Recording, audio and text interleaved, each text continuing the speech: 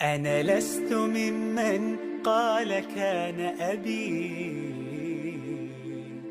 بل قلت للأكوان Welcome back, my dear friends. This is Mr. Samuel, the English teacher and the self-improvement coach. I'm so happy again to talk to you one more time to share with you another grammar secret. Today, actually, I'm going to start with a very nice lesson a lot of English learners misuse and misunderstand. And as I promised you in the previous episodes that I'm going to give you some essentials to help you improve your writing skill. And as I told you, it's impossible to help you improve your writing skill without having these essentials or these rules. So today, as I explained to you the 4 different kinds of sentences, hopefully you are applying them very effectively and very efficiently to your writing skill. I'm going to explain the difference in the present participle adjective and the past participle adjective. A lot of guys misuse and misunderstand the difference between the present participle adjective and the past participle adjective. So as usual, I'm going to turn off the lights to get a better view. Now, what is the present participle adjective and the past participle adjective? As you see, when we have a present participle adjective, we have an adjective that ends in ing, such as amazing, exciting, touching, boring, thrilling, and so on. And here we have the past participle adjective, the adjective that ends with ed, and sometimes the past participle of irregular verbs, such as broken. Here we have amazed, touched, interested, etc. Now, when we have to use this and when we have to use this is the big question. Now, the answer is when we talk about the impact or the effect of something or someone on something else or someone else, we must use the present participle adjective.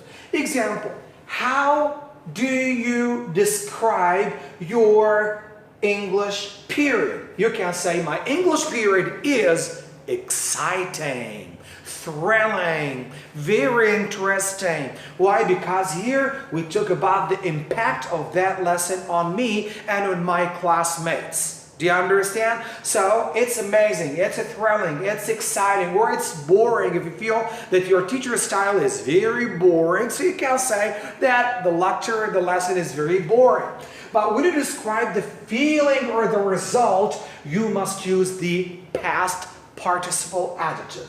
Look at this simple exercise. Number 1. The movie was, look here, we have 2 possible options. We have thrilling or thrilled. The movie was thrilled. Do you think that the movie feels thrilled? No, it's impossible. So the answer is definitely thrilling. So the movie was thrilling or exciting or amazing because here we talk about the impact or the effect. While look at the second one. I felt. Just remember that when we describe a feeling, you must use the past participle adjective. Now, I felt boring? No, I felt bored. And this is a very common mistake among second language learners. They always say, I feel boring. No, I feel bored. I feel bored. Why? Because there is something boring, like, for example, a movie, a play game, maybe a lesson that makes you feel bored. So, I felt bored after the lecture. Why? Because the lecture was really what? Here, are you talking about the feeling of the lecture or the impact of the lecture? Definitely you're right. We're talking about the impact of the lecture. So you must use what? You must use this answer, boring, and here, because we're talking about the feeling, you must use bored. So my dear friends all over the world, as I told you, English grammar rules are very essential and highly recommended when we talk about the writing skill. It's not that important actually when you talk to others or when you want to convey a message to native speakers, because the most important thing is the clarity of the message you are conveying. You don't have to focus on every single grammar rule when you talk to others. But actually, my dear friends, when you want to write, the story is totally different. Your grammar rules should be very precise and wonderfully written. So as I promised you, we finished the 4 different kinds of sentences. Today we showed you and demonstrated the difference between the present participle adjective and the past participle adjective. Hopefully you know well now how to apply this to your speech and more importantly to your writing skill.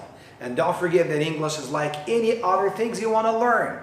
It requires determination, positive practice, and passion. This is the secret. You must be very passionate about learning, and you have to add something new to your personal account of knowledge every single day.